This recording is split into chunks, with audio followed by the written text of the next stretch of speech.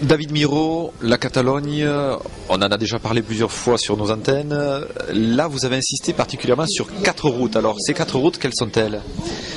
Nous avons évoqué 4 routes culturelles tout à fait basées sur l'identité catalane. Donc d'un côté, nous avons aussi le bout catalan du chemin de Saint-Jacques. Donc vous savez que la Catalogne fait partie maintenant du Jacobeo et ça fait partie de cette longue route vers Saint-Jacques-de-Compostelle. C'est une route culturelle très intéressante. Donc c'est le partage entre la culture et l'activité parce qu'il y a un mouvement, donc c'est du tourisme actif. Ça commence en Catalogne au monastère de Santes Creus, vers la Costa Brava, c'est le monastère de San Pedro de la Roda, et ça va juste aux terres de Lleida, Alcarràs, en sortant par l'Aragon.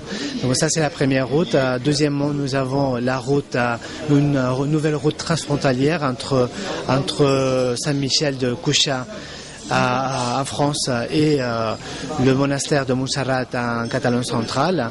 C'est aussi cette découverte de l'abbé Oliva, un vieux fondateur de l'Europe. Il y a une belle route culturelle aussi active à découvrir. Et aussi, nous avons créé la route de la guerre du Français, les batailles napoléoniques.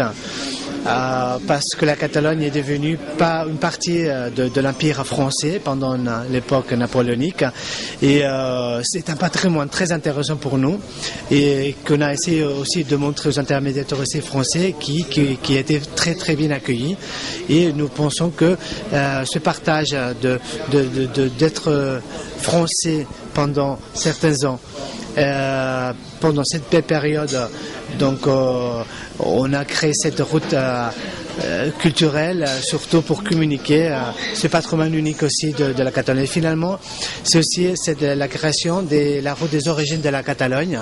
Donc c'est en fait une route qui raconte comment la Catalogne s'est créée. Donc c'est surtout la partie de Ripoll, la partie au nord. Et là c'est une belle explication de comment la Catalogne a été créée. Donc vous voyez là la Catalogne est très forte parce que c'est un patrimoine unique, vous voyez. Et personne d'autre ailleurs peuvent en fait parler sur les origines de la Catalogne que la Catalogne. Et c'est ça la base d'identité catalane qu'on essaie d'avoir comme base pour tous les nouveaux produits touristiques dans cette ligne-là. Emmanuel a insisté aussi sur un aspect de la Catalogne en parlant du Val d'Aran, en parlant de la cuisine occitane. Emmanuel a insisté beaucoup sur cette cuisine occitane. Alors, vous la mettez aussi en valeur ? Tout à fait. C'est la seule partie de la Catalogne qui est occitane, en fait. Dans le Val d'Aran, nous parlons l'occitan, donc l'aranais, c'est un gascon. Et c'est langue officielle de la Catalogne avec les Catalans et le Castillon depuis 2006. Et c'est une partie très très différenciée du reste du pays. Et la cuisine, évidemment, c'est une touche occitane.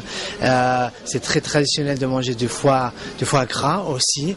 Donc nous sommes très fiers d'avoir une petite partie de l'Occitanie chez nous et de protéger ce patrimoine très unique de la Catalogne. Nous avons fait qu'à partir de 2006 que je viens d'évoquer, soit aussi la langue officielle de la Catalogne.